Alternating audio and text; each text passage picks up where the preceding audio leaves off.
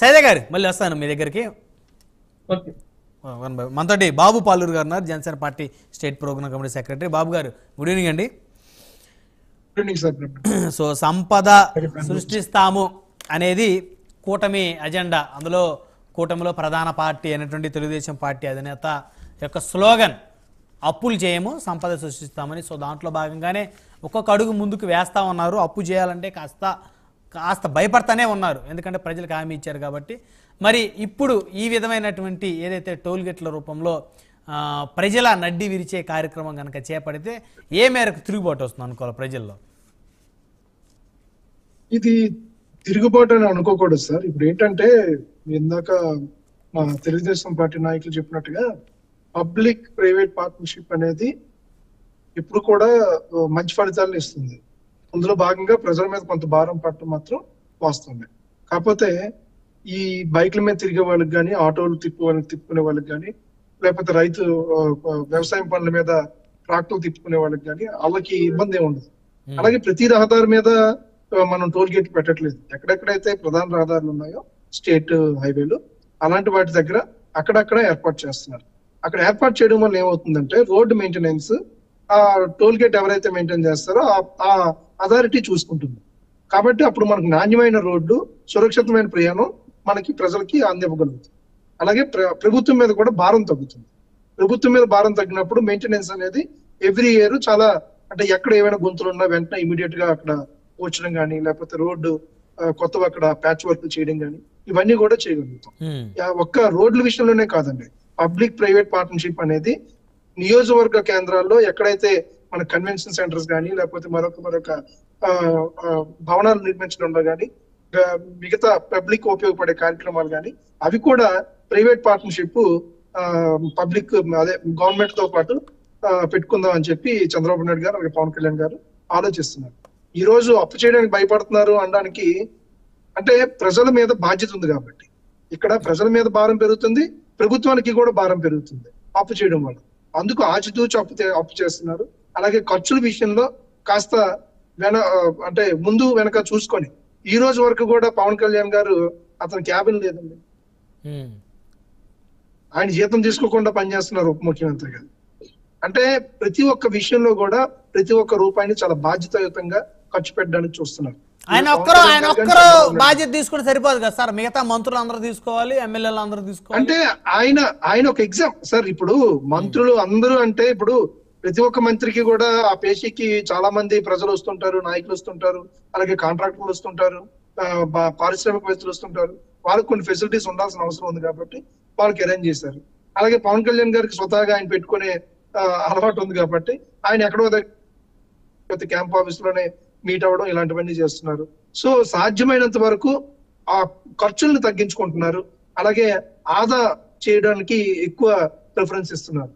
ఈ రోజు మన పంచాయతీల్లో కానీ, లేకపోతే మరొక విషయంలో కానీ ప్రతి ఒక్క విషయంలో కూడా ఆచితూచి ఈ ప్రపోజల్స్ ఏవైతే ఉన్నాయో ఎస్టిమేషన్స్ తీసుకుంటున్నారు.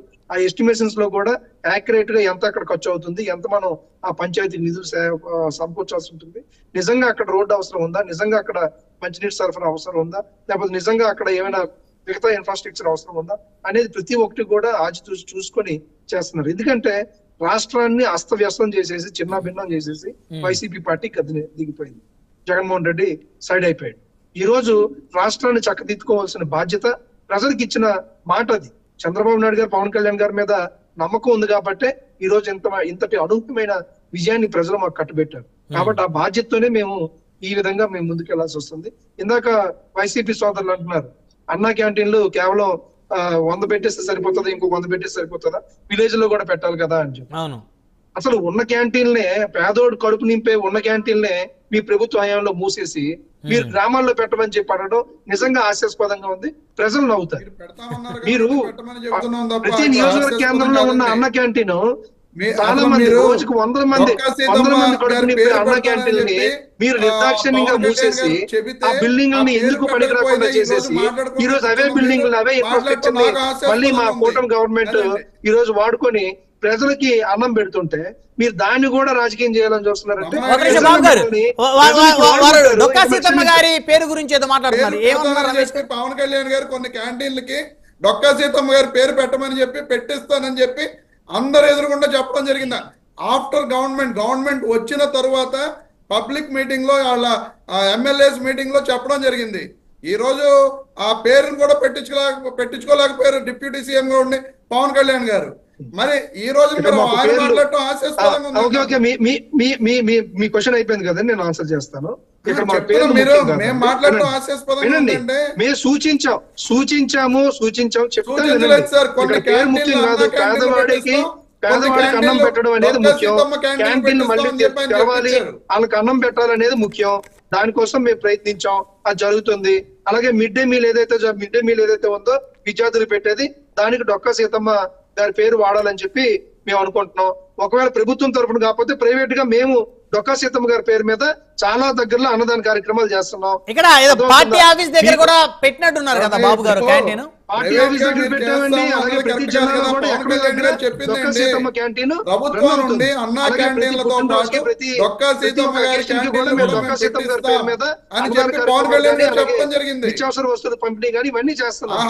పార్టీ పరంగా వ్యక్తిగతంగా బాధ్యత తీసుకొని నెరవేర్చుకోలేకపోయారు. కాదండి రమేష్ గారు, మీ హయాంలో అసలు అన్న క్యాంటీన్లు ఎత్తేసారు కదా, పోనీ అది ఇష్టం లేకపోతే వైఎస్ఆర్ క్యాంటీన్ అనో లేకపోతే జగనన్న అన్న క్యాంటీన్ అని పెట్టుకోవచ్చు కదా. ఇప్పుడు క్యాంటీన్లు ఎత్తేసారండి. ఆ రోజున ఉన్న పరిస్థితుల్లో కరోనా వచ్చింది. కరోనా వచ్చినప్పుడు 2 years ల్యాబ్స్ అయిపోయింది. టోటల్ గా ఎక్కడా కూడా ఏమీ లేదు. అప్పుడు క్యాంటీన్స్ కూడా ఎక్కడికెక్కడ మూతపడిపోయినాయి.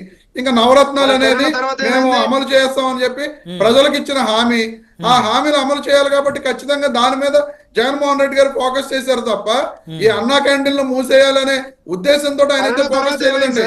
కరోనా రావడం, ఎక్కడికక్కడ ప్రపంచం అంతా కూడా స్తంభించిపోవడం తోటి ఈ అన్నా క్యాంటీన్లు కూడా ఆ రోజు మూసివేయడం జరిగింది. లాస్ట్ 1 year పెట్టొచ్చు కదా సార్.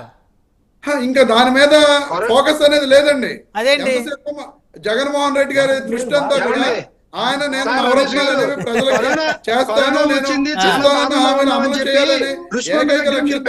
మానేస్తే బాగుండేది. నవరత్నాల్లో ఇచ్చిన ప్యాలెస్ కట్టడం మానేసి ఉంటే సరిపోయేది. అలాగే మీరు మీ పబ్లిసిటీ కోసం వ్యాన్లు పెట్టుకున్నారు కదా, బియ్యం వ్యాన్లు, దానికోసం అన్ని కోట్ల రూపాయలు ఖర్చు పెట్టేశారు కదా. కరోనా వచ్చింది కదా, రాష్ట్రం అప్పుల్లో ఆలోచించి పబ్లిసిటీ దూరంగా ఉంటే సరిపోయేది. సున్నాలు వేసుకోవడం కోసం, పెయింటింగ్ వేసుకోవడం కోసం, మీ పబ్లిసిటీ చేసుకోవడం కోసం 1500 కోట్ల పైన ఖర్చు పెట్టేశారు కదా, దానికోసం ఆలోచించుంటే సరిపోయేది. కేవలం పేదలకు అన్నం పెట్టేదానికి మాత్రం మీకు ఆదా గుర్తొచ్చిందా? ప్రతి ప్రభుత్వ కార్యాలయానికి పసుపు రంగు మీకు ఆదా గుర్తొచ్చిందా చెప్పండి రమేష్ గారు. పేదలకు అన్నం పెట్టే విషయంలో మీకు ఆదా గుర్తొచ్చిందా? అప్పుడు మాత్రం ఖర్చు పెరిగిపోతుందా? మీ పబ్లిసిటీ మీద మీరు ఖర్చు తగ్గించుంటే పేదోడికి అన్నం పెట్టగలిగే వాళ్ళు బేసిక్ గా. చంద్రబాబు నాయుడు గారి ప్రభుత్వంలో 2014 నుంచి 2019 మధ్య ఎంతైతే పబ్లిసిటీ ఖర్చు జరిగిందో అంతే పబ్లిసిటీ ఖర్చు జరిగిందని చెప్పి మొన్న అసెంబ్లీలో పబ్లిసిటీ చేసుకోవాలంటున్నాను నేను. మీరు సున్నాలు ఎందుకు వేశారు? మళ్ళీ పెయింటింగ్ ఎందుకు వేశారు? మీరు మీ వ్యాన్లు దేనికి పనికొచ్చా చెప్పండి. ఇంటింటికి బియ్యం పంపిస్తా ఉన్నారు, పంపించారా? మీరు ఇంటింటికి బియ్యం పంపిణీ చేస్తా ఉన్నారు, పంపించారా? దానికోసం ఎందుకంటే కోట్ల రూపాయలు ఖర్చు పెట్టారు మీరు. ఋషికొండలో 500 కోట్ల రూపాయలు ఖర్చు పెట్టి ప్యాలెస్ ఎందుకు కట్టారు? ఎవరి కోసం కట్టారు? ఋషికొండలో ప్యాలెస్ ఎవరి కోసం కట్టారు చెప్పండి? దేనికోసం కట్టారు మీరు? ప్రభుత్వ డబ్బులతోటి ప్రభుత్వం సాక్షి పేపర్ కి అడ్వర్టైజ్మెంట్ దేనికి ఇచ్చారు? మీ సాక్షి పేపర్ కి ఎందుకు ఇచ్చారు అన్ని కోట్ల రూపాయలు? మీ సాక్షి టీవీకి ఎందుకు ఇచ్చారు అన్ని కోట్ల రూపాయలు ప్రభుత్వం? జగన్మోహన్ రెడ్డి అన్నిటి సమాధానం చెప్పండి. మీరు మాకు రాసి సమోసాల రూపంలో చెప్పండి ఏమండి, సమోసాల రూపంలో అన్ని కోట్ల రూపాయలు తినేశారు. అదే ప్రూవ్ చేయండి. మీరు చెప్తున్నారు కదా 8 కోట్ల రూపాయలు అని చెప్పి మీరు ప్రచారం చేస్తున్నారు. ఒక్క జీవో కాపీ ఉంటే ప్రూవ్ చేయండి. మీరు అన్ని వస్తాయి బయటికి. విచారణ జరుగుతోంది, ఎంక్వైరీ జరుగుతా ఉన్నాయి అన్ని అంశాల మీద. అన్ని వస్తాయి సార్. ఎంత ప్రాధాన్యత ఉందో మాకు రమేష్ గారు, బాబు గారు దయచేసి ఆగండి, మాట్లాడదాం. జగన్మోహన్ రెడ్డి గారు దయచేసి బాబు గారు, రమేష్ గారు దయచేసి ఆగండి, 1 by 1 మాట్లాడదాం. నెక్స్ట్ ఇంకొక అంశం కూడా, ఎలుకల కోసం ఒక ఎలుక పట్టుకుంటే 10,000 రూపాయలు ఖర్చు పెట్టారు.